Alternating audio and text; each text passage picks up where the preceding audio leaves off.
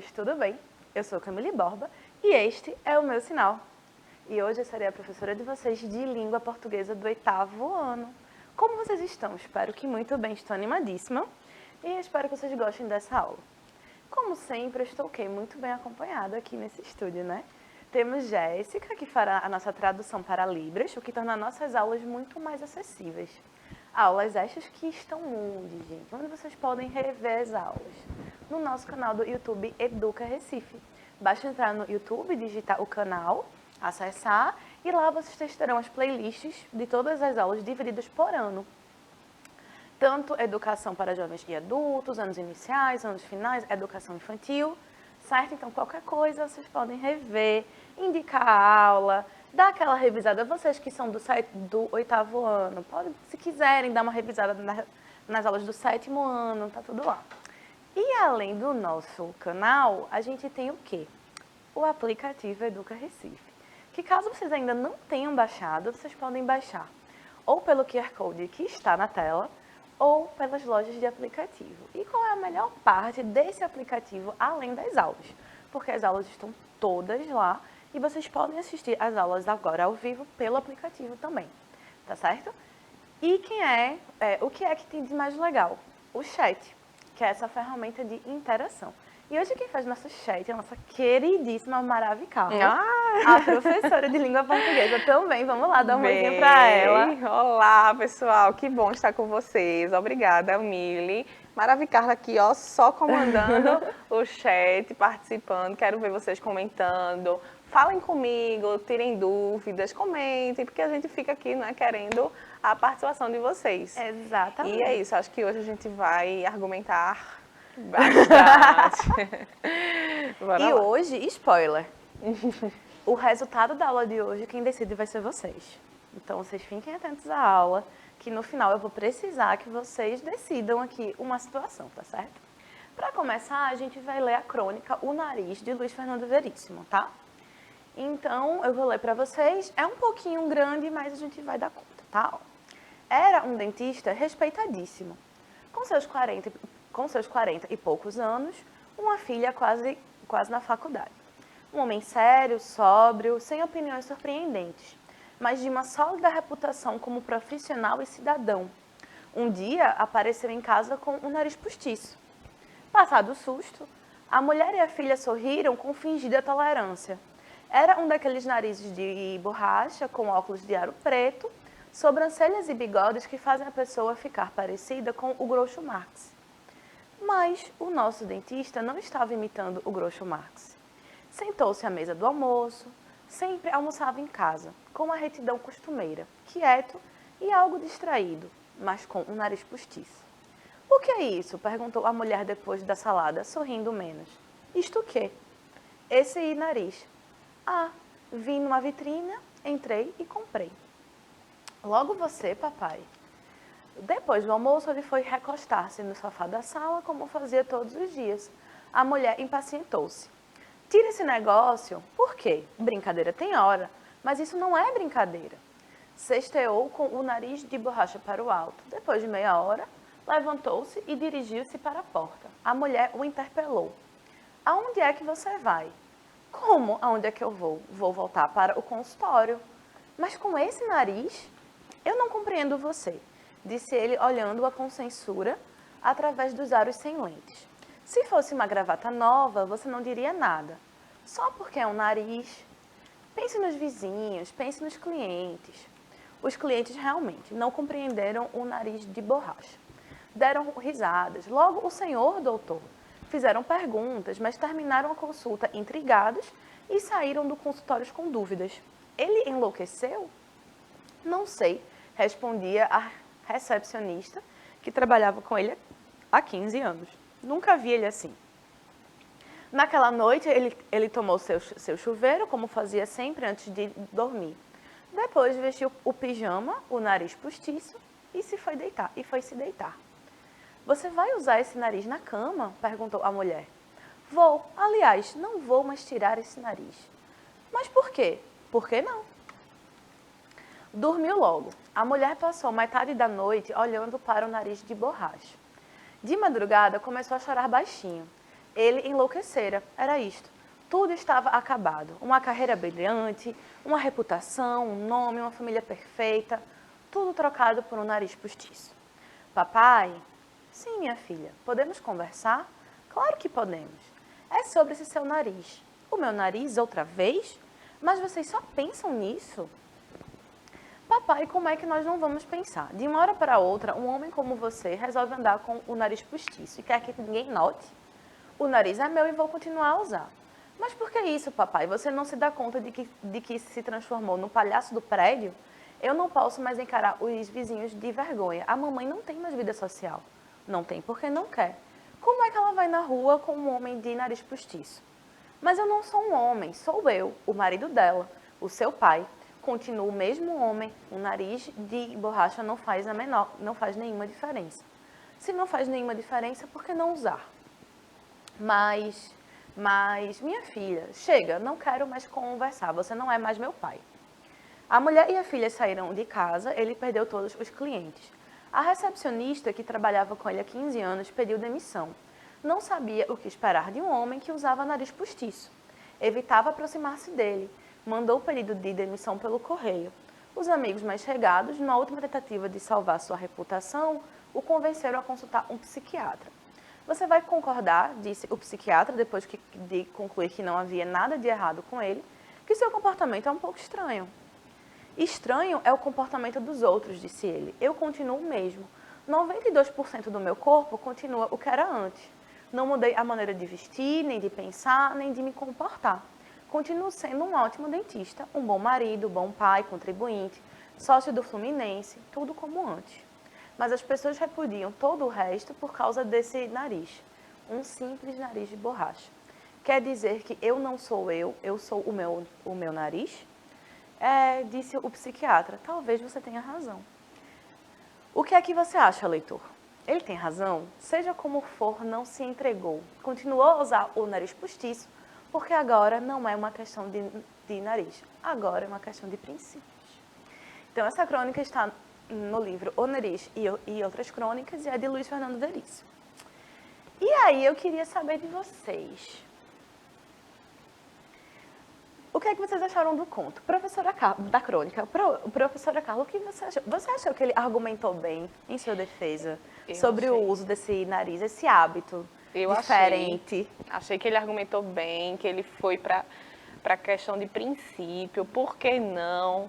Porque, né, o nariz me define. O que é que, muitas vezes, isso me define? O que é que te define? Uma roupa não te define.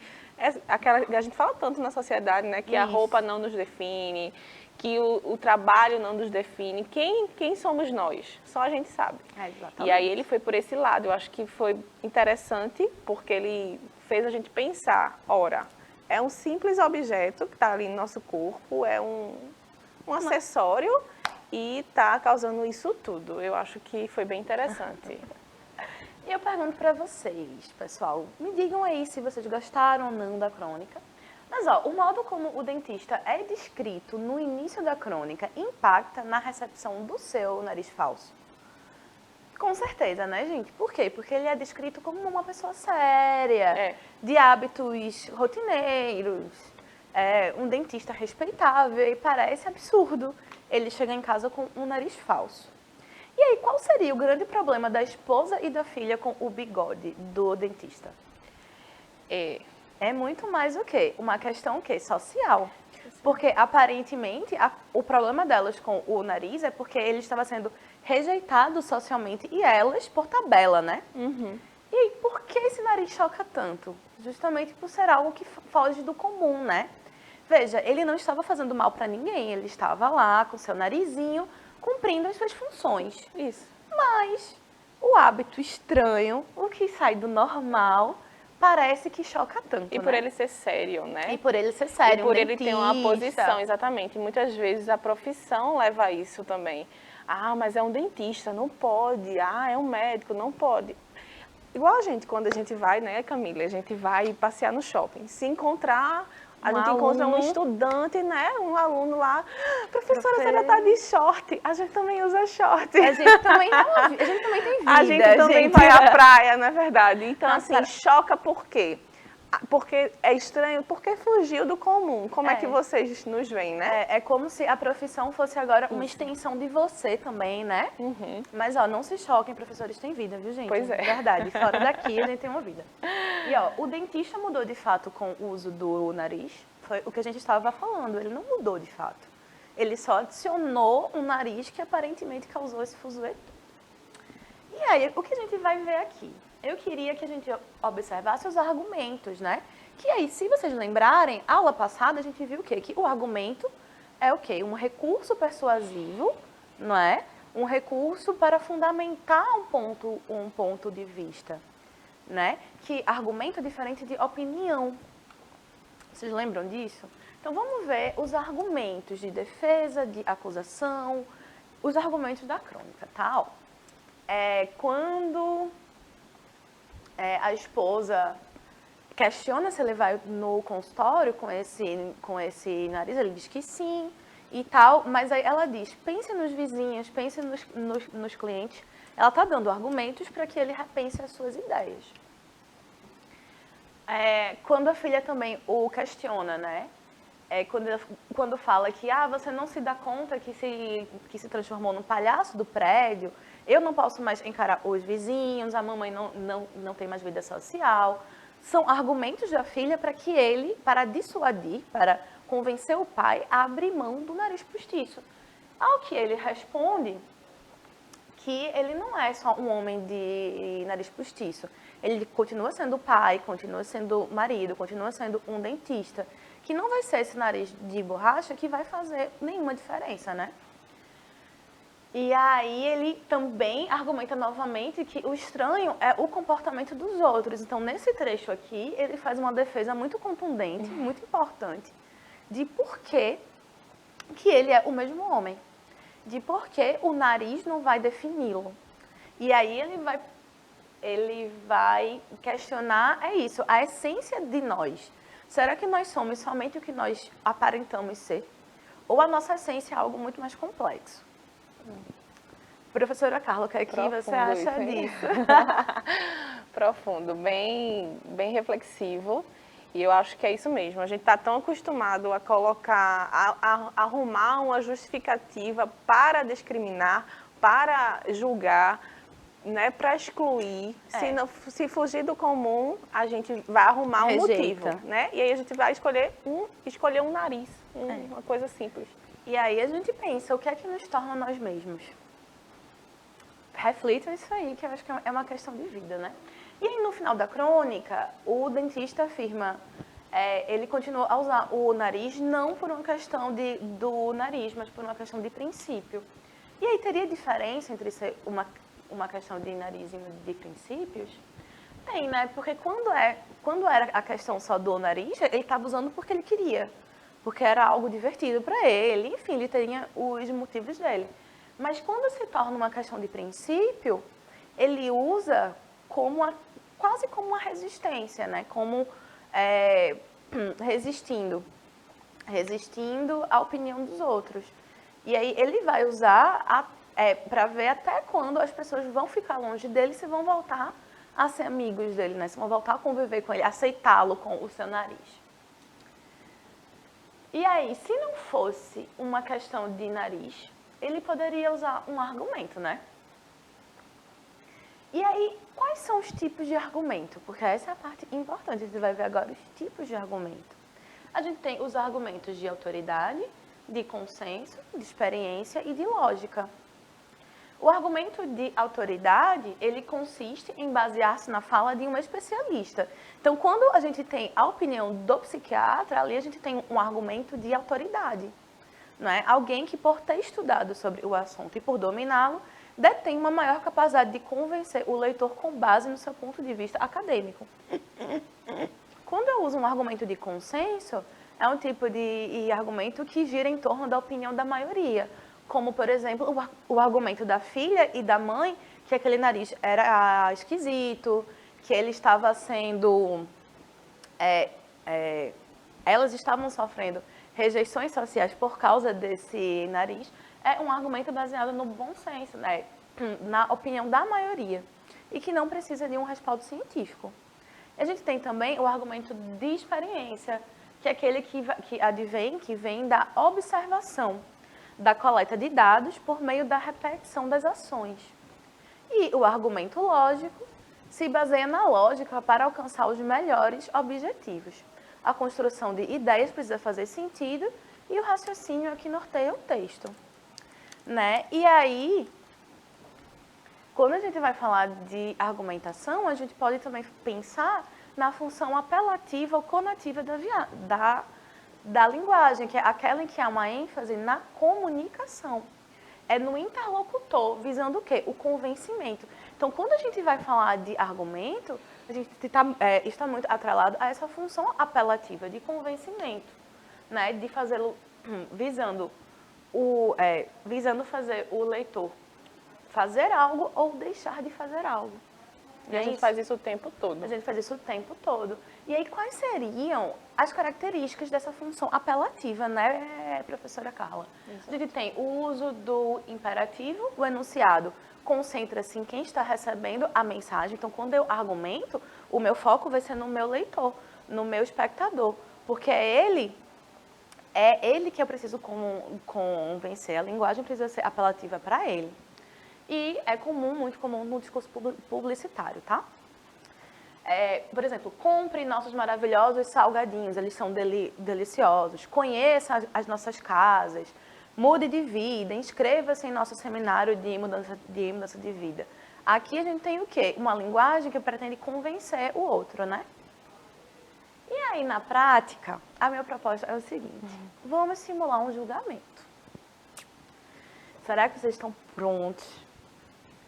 E aí, qual é o caso, né? O caso é que a gente vai agora julgar o comportamento do dentista da crônica. E aí, com base na leitura do texto, a gente vai argumentar se ele realmente está ficando louco ou não. E para isso a gente precisa o quê? De um réu, que aí temos o dentista e seu nariz, porque não é só o dentista, é o dentista e seu nariz, que são os réus do caso.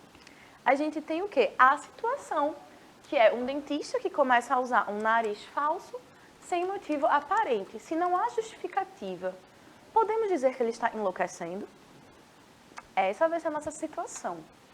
O nariz e o dentista e tudo isso. O argumento, quem é que vai acusar? Quem é que vai dar esse argumento de acusação? A esposa. Quando ela alega que não reconhece mais o marido e que este causa o quê? Constrangimento para ela e para a filha. Tudo isso advindo desse novo hábito do dentista. O argumento da defesa é do psiquiatra. Por quê? Ele tem um argumento de autoridade de médico, né? E, embora seja um comportamento estranho, ele percebe que o dentista ele não está enlouquecendo.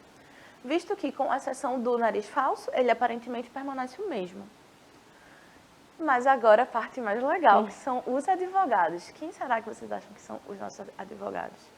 O advogado e o nosso promotor, que são os nossos naus aqui, né, da EMAD, da Escola Digital.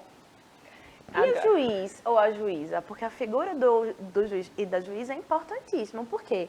É a pessoa que precisa ser convencida, através dos argumentos, para definir o quê? Um veredito. E quem vai ser esse juiz? Professora Carla. Quem será? Quem será o juiz? O juiz serão vocês. Então, no final do julgamento, vocês vão decidir se ele é culpado ou se ele é inocente. Até agora já teve comentário no chat. E foi. Disse, me conte tudo, professora Ronald Carla. disse aqui que acha que ele está certo. Quem disse? Ronald. Ronald, bem-vindo. Eu acho que ele está certo. E aí a gente teve participação aqui de Beatriz, Bia, Ezequiel, Kellys, eu acho. Ai, gente, que feliz. O Anderson dando bom dia. Quanta gente, bom dia. E aí Ronald perguntou, o assunto é argumentos. Eu disse sim, estamos falando de argumentos. E aí eu coloquei aqui, agora é com vocês, vamos julgá-los. Para isso a gente vai prestar atenção nessa argumentação. Né? Então a gente vai ter um depoimento da defesa e um da acusação. Heloíse também, professora. Falou gente, com a gente quantas aqui. Pessoas. Tá Estou vendo? muito feliz, fiquei muito feliz agora. E aí vocês é que vão dizer. E agora a gente vai começar a hora do tribunal, tá certo? E a gente vai ter os argumentos da defesa e da acusação. Então, vamos lá. O réu alega que o nariz não mudou. Isso é o que ele argumenta.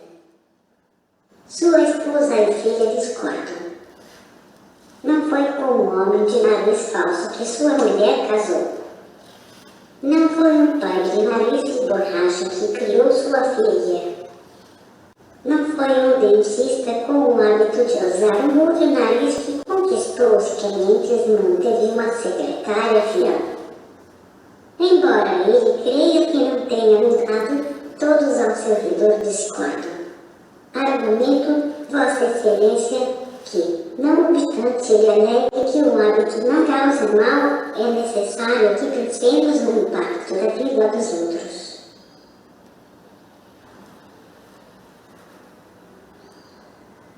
Os argumentos da acusação se referem à aprovação externa dos hábitos e foro privado do dentista que, concordemos, não mudou em essência o que ele é.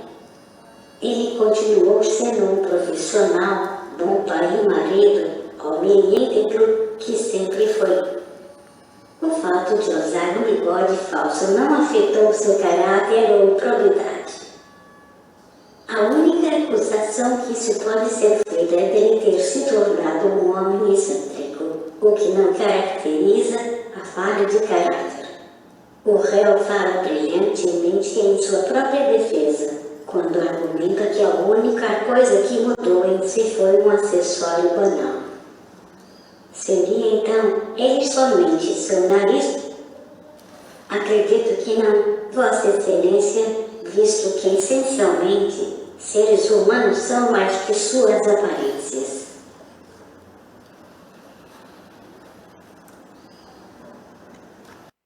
Então, vamos ver agora os argumentos da acusação em texto, tá certo? Ó, o réu alega que o nariz não mudou.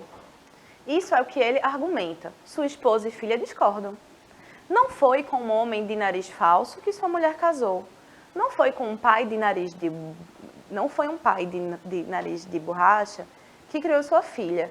Não foi um dentista com o hábito de usar um outro nariz que conquistou os clientes e manteve sua secretária fiel. Embora ele creia que não tenha mudado, todos ao seu redor discordam. Argumento, Vossa Excelência, que, não obstante ele alegue que o hábito não causa o mal, é necessário que pensemos no impacto da vida dos outros. Então, ó, eu destaquei em roxo o cerne do argumento, né? Mas observe que a acusação ela vai construindo o argumento, trazendo o quê?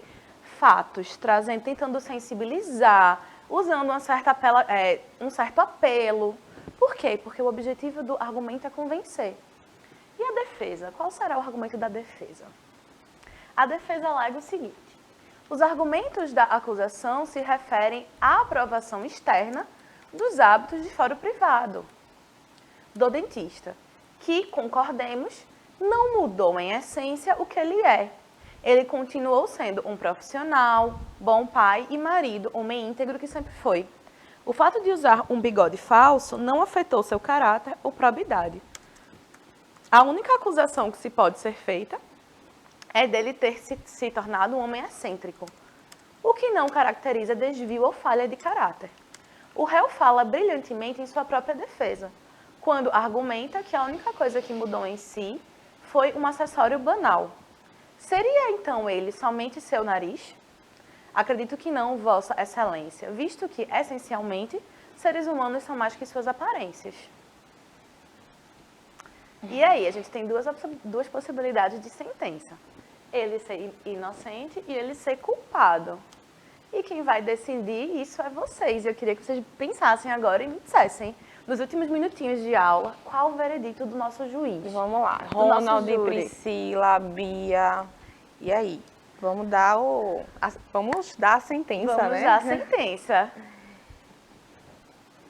Ezequiel. Vamos lá, vamos pensar. Professora Carla, você também faz parte aí desse Tá júri. certo, mas vamos esperar aqui. Vamos esperar. Quem sabe?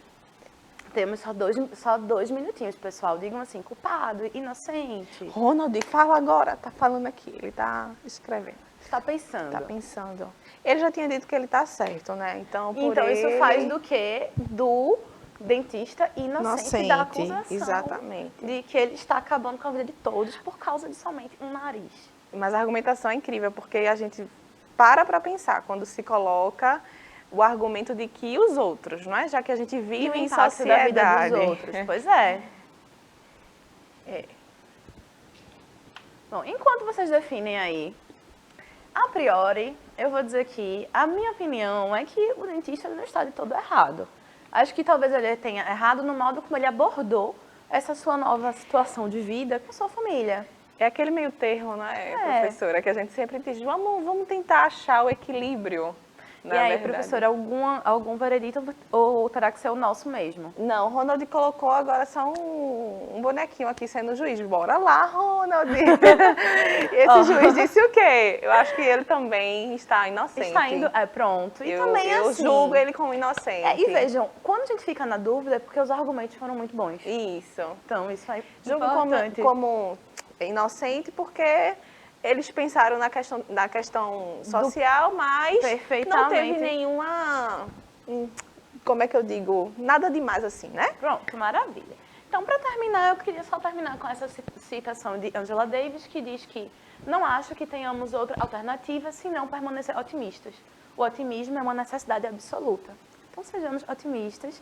Nossa aula termina aqui. Eu espero que vocês tenham gostado do nosso tribunal improvisado. Ronald disse que está aprendendo a argumentar. Olha aí, vamos Maravilha, lá. Ronald. Sensacional.